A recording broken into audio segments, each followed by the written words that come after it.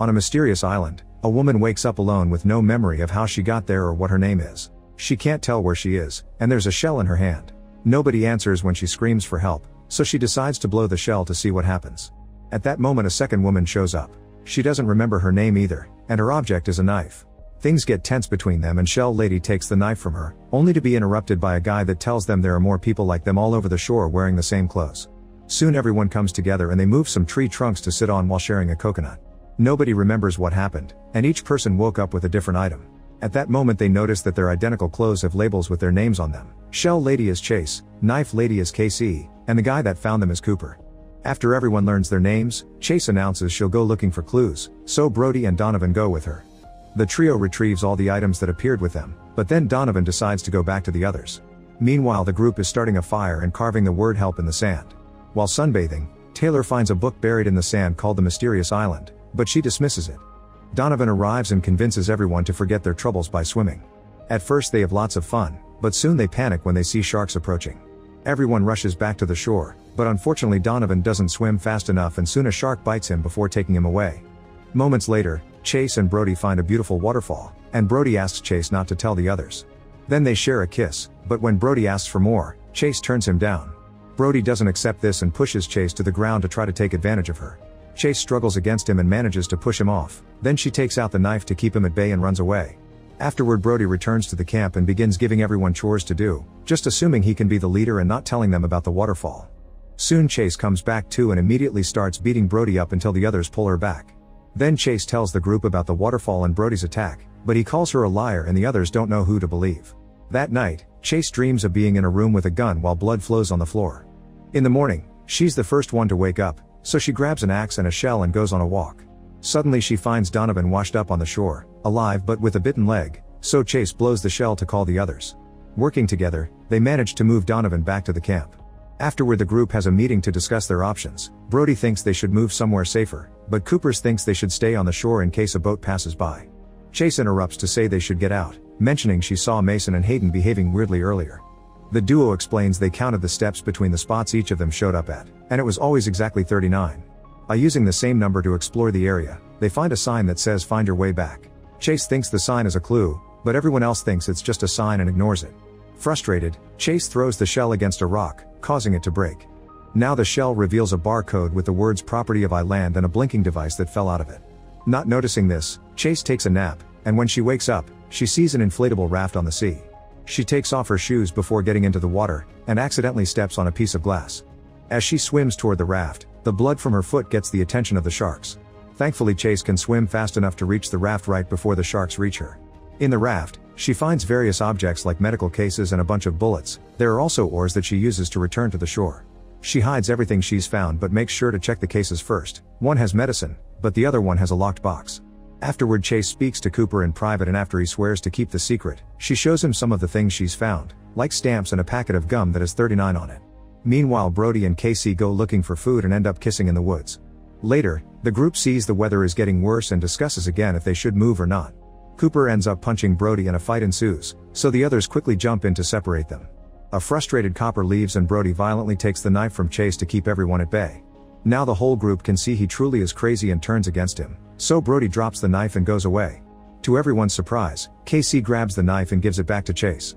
At that moment a storm reaches the island, so Chase takes the group to hide in the raft while Brody and Cooper put up with the rain. In the raft, the group falls asleep, and Chase has another dream. She's in a room with blood on the floor and she shoots a woman sitting on a chair.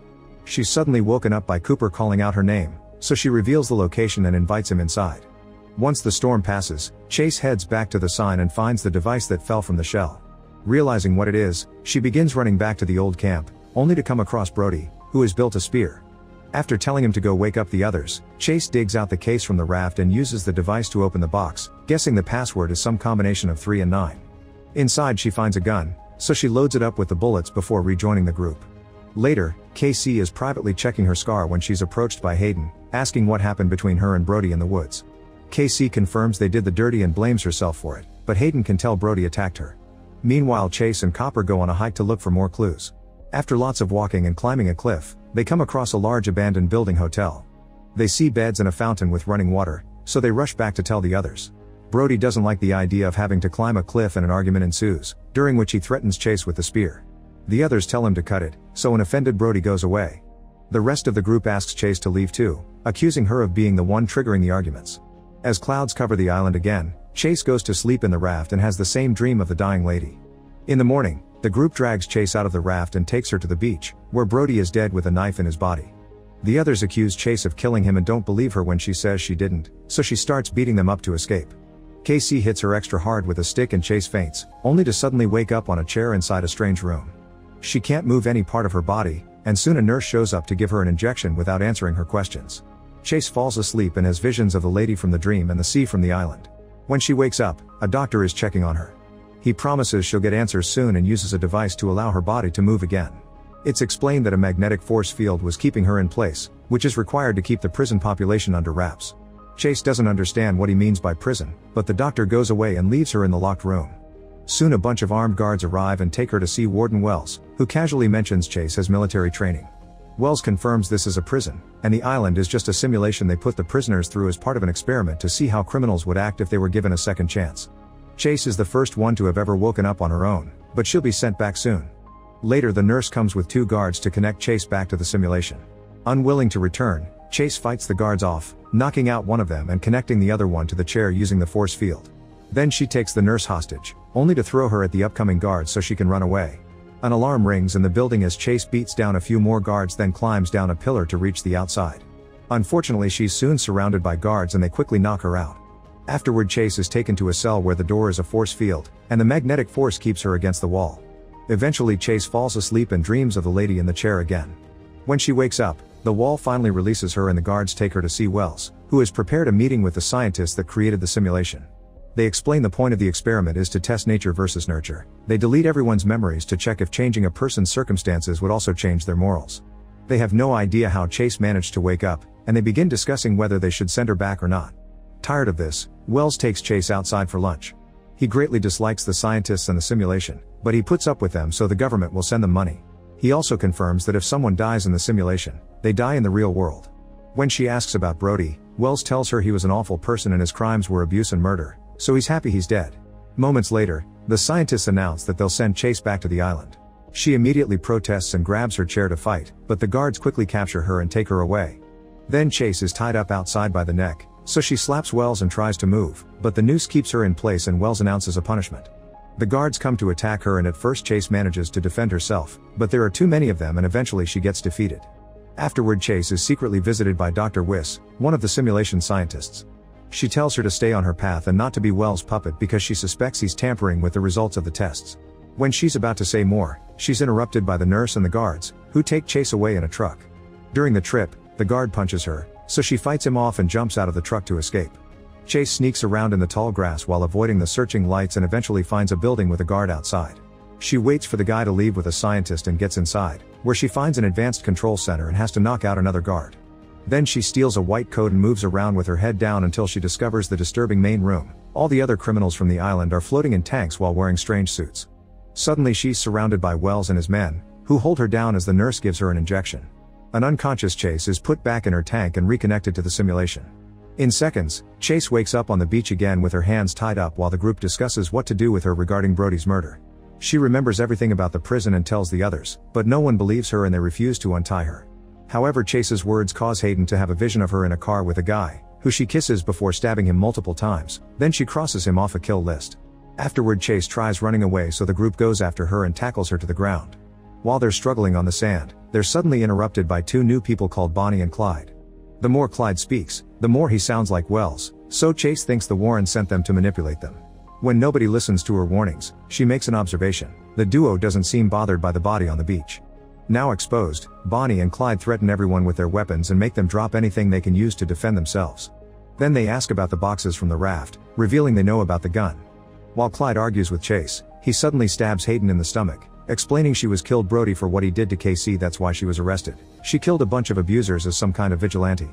Clyde confirms the prison is real and they all signed waivers to agree to the rules, which include getting killed if they did any killing. He and Bonnie only appear when the rules must be enforced. They also reveal that the memory wipes have been reversed, so soon everyone's mind will be flooded with images. Then Clyde frees Chase and tells her to leave. She rushes to find the boxes she hid and retrieves the gun, which makes her have the vision of her shooting the lady, and she thinks that must have been her crime.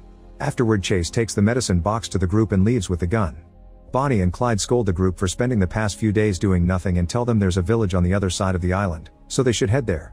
After reminding them they'll always be watching them and that leaving the island is forbidden, Bonnie and Clyde go away. The group buries Hayden and Brody and discusses what to do. Casey, Cooper, and Moses decide to look for the village, but the others prefer to stay at their camp. A few hours later, the trio finds a bunch of huts while Bonnie and Clyde smile from afar as they say let the games begin. Soon the prisoners start receiving their memories back. Mason sees himself shooting people at a mall with blood on his face. Casey is in her car having a mental breakdown near the sea while a storm rages outside, and Blair sees herself as a nurse in a hospital telling the doctor that the patient filed a do not resuscitate. The doctor didn't have such a note on the patient's file, so he couldn't help the patients that were in pain because they weren't in an euthanasia state. Refusing to let her patients suffer, Blair tampered with the patient's IVs, killing lots of people before she was caught. At that moment, Blair sees Taylor dragging the raft into the water to try to escape, so she rushes to stop her as she reminds her of Bonnie and Clyde's warnings. Taylor just pushes her away and keeps going, so Blair runs to tell the others. Unfortunately, they arrive too late and Taylor escapes in the raft.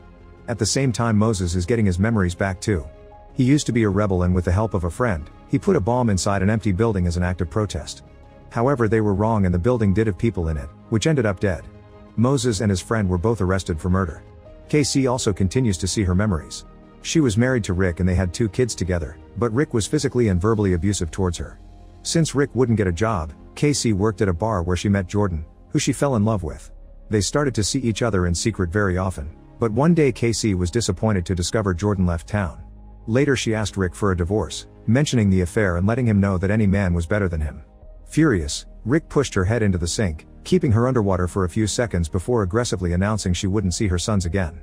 This caused her to have a mental breakdown, during which she sedated her sons and put them in the back of the car before driving into the sea. The kids died, but she managed to get out, so she went home and self-deleted in front of Rick, who quickly saved her. On the beach, Casey has a breakdown as she remembers her dead sons and starts seeing hallucinations of her kids in the car, so Moses tries his best to comfort her and shares his own story. Then they agree that to survive, they'll have to find Chase.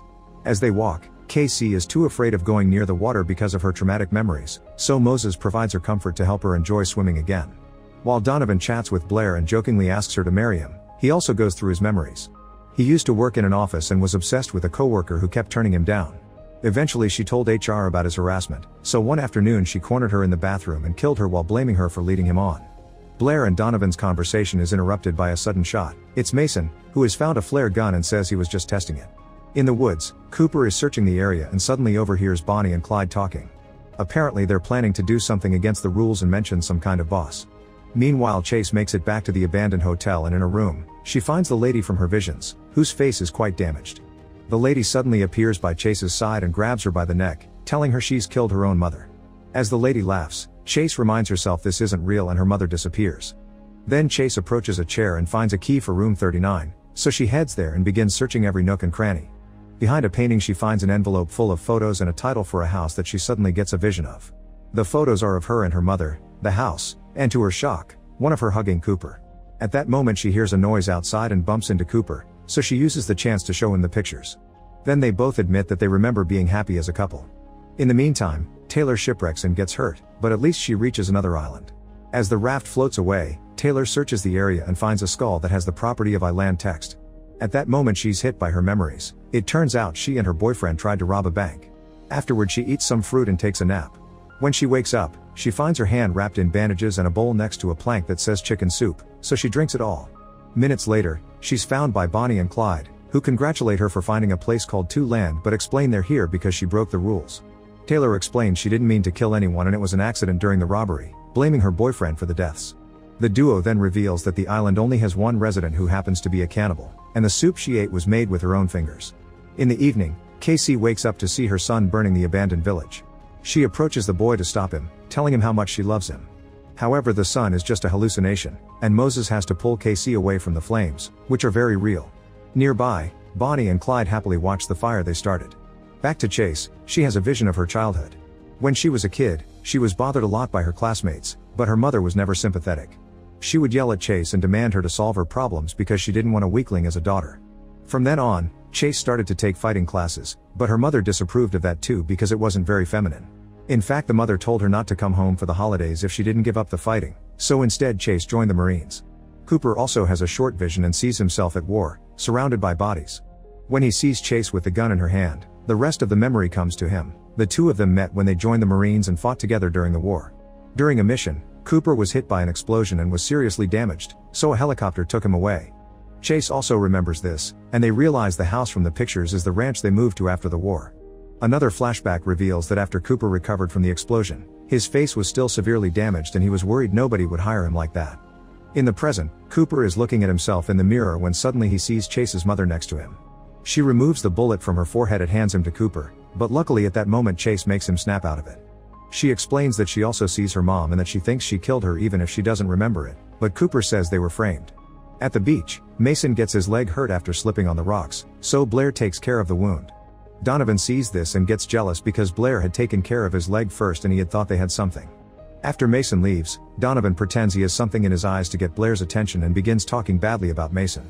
Suddenly he tells Blair that he loves her, but Blair turns him down. Meanwhile, Mason has another flashback. After killing all those people at the mall, he could hear the police coming for him, so he took a gun and tried to self-delete. However, he couldn't do it and he got arrested. At that moment, Blair approaches him and asks him to never leave her alone with Donovan because he's dangerously obsessed. In the woods, Bonnie and Clyde see Casey and Moses bonding and decide to let them be because they'll probably attack each other soon. Clyde opens a screen on his arm to search for different victims, revealing he has access to all the cameras on the island as people in the control room do. This causes two technicians to notice something is wrong. Later, while Blair is away, Mason is taking off his shirt and Donovan uses the chance to choke him. Mason struggles against Donovan and they fall to the floor, but when Mason tries to grab something to defend himself, Donovan finishes killing him and hides him under some leaves at the same time by the sea. Blair suddenly remembers that she was married to a woman and rushes back to tell Donovan, only to see Mason's body on the ground. Disturbed, she falls to her knees and pretends to accept Donovan's feelings while secretly taking the flare gun from Mason. Then Blair pretends she's about to kiss Donovan to get close enough and shoot him at point-blank range, killing him instantly. Back to Casey and Moses, they arrive at the hotel and find Cooper and Chase. An argument ensues over secrets and information, so Cooper takes out a gun to shut them up, causing him to have a flashback. The farm they were renting belonged to Chase's mother, and she refused to extend the lease because they weren't making enough money. Cooper tried to plead for mercy, but the old lady began insulting him and Chase, which made Cooper angry. Chase's mother took out a gun to make him leave and Cooper tried to take it from her, so she hit him with a vase, and in the struggle the gun was accidentally shot, killing her. In the present, it's revealed that Cooper was so lost in the vision that he has fired the gun here too, killing Moses. While Casey hugs the body, Cooper tells Chase he killed her mother and made it look like a break-in. Chase gets very upset and is about to punch him, but suddenly Clyde shows up and stops her, saying he'll take it from here. Clyde starts fighting Cooper while Bonnie goes after Chase. All four of them are great fighters, so lots of hits are exchanged as they move all around the room and climb on the furniture. When Clyde is about to stab Cooper, Chase hits him first to stop him. Clyde retaliates with his machete, but Chase dodges it and the blade kills Bonnie instead. Then Chase stabs her with a spear, making her disappear from the simulation. Cooper attacks Clyde with an axe at the same time Chase turns the spear on him, but Clyde uses it to stab her before disappearing too. The spear also disappears, but Chase is still bleeding, so she leaves the building to die alone. When she finds the sea she passes out, only to wake up in the prison again. Dr. Wiss welcomes her and explains they brought her back right before dying because thanks to Cooper's confession, she's been exonerated of her crimes and she's off death row. She also says that Bonnie and Clyde were marshals who went rogue and were removed for interfering with the results of the game. While the doctors check on Chase's health, Wells tries to visit her, but Wiss stops him and implies he'll be investigated for his involvement in the marshals' misbehavior. Furious, Wells finds the nurse and convinces her to be on his side because otherwise she'll go down with him. When Chase is taken to see a psychiatrist, she learns that the names on the prisoners' shirt labels had been their surnames, and her actual first name is Gabriella. The doctor reveals that all the prisoners went into the simulation voluntarily because it would get them out of death row and they signed non-disclosure agreements. This was mandated by the government, saying the experiment should only be done on those truly irredeemable, which in Texas is a low bar. To this day, nobody has reached redemption in the game to win it. After a few more tests, Chase is taken to see Wells, who reveals all her mother's money went to a hospital so she has nothing to go back to. He also admits he did try to sabotage the program because the other prisoners are awful people who don't deserve a second chance or to get tax money wasted on them. Then he offers her a deal. If she doesn't tell the scientists about his plans, he'll take Cooper out of the simulation so she can have her revenge. Chase immediately accepts. Meanwhile, the scientists tell Bonnie and Clyde that they'll go to jail for their actions, but their sentence may be smaller if they were under someone's orders. However, the duo is too scared of Wells and doesn't mention his name. Afterward, Chase has to meet with the scientists one last time before she's released to tell them about her experience. They ask her about the gun she found because they didn't put it in the code, yet Chase doesn't mention Wells' name either. Then the scientists explain that 39 is the number of steps from the end of the cell block to the electric chair. Chase finds this very sadistic and points out there's no way all this money is being spent to rehabilitate criminals, so she suspects they have a secret profitable reason. Wells agrees and an argument ensues, but at that moment he gets a call from the governor, so the meeting must be paused. A guard takes Chase back to the lab while explaining she has to wait for her paperwork to leave. Suddenly Wells appears with the nurse, who captures Chase with the force field and is about to kill her with an injection. Luckily Wish shows up and orders the guards to stop him, but as Wells is escorted out, he tells Chase she still doesn't know everything. Later the scientists judge Wells, revealing he was the one to put the cannibal on the island too and that the nurse has betrayed him. An offended Wells starts screaming and again tells Chase that they're hiding something from her, so the guards take him away. Afterward Chase finally gets ready to leave and she's approached by Wiss, who finally confesses the last secret as she gives Chase an injection. Suddenly Chase's face changes, revealing she's actually quite old. She's been in prison for 25 years, but when the prisoners enter the simulation, their avatar appears at the age they committed the crime. The illusion is only in the prisoners' minds, everyone else has always seen her as an older woman. Chase realizes Cooper must be old too and demands to see him, but Wiss says it's not possible because he's still on the island. As Chase finally leaves the prison, she sees the city outside and discovers how much the world has changed in almost 3 decades. Meanwhile Wells appears on the island too and Casey and Cooper welcome him to one land. Thank you for watching. Subscribe us for more videos.